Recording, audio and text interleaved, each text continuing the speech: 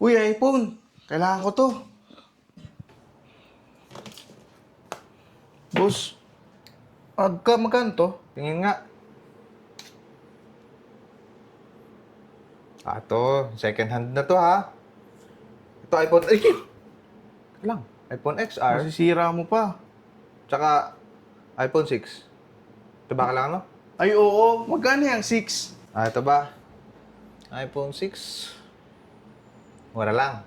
100. Ito, XR. Pwede na siguro. 900. Kunin mo? Ganun ba? Kunin ko na yan. Ito. Yan.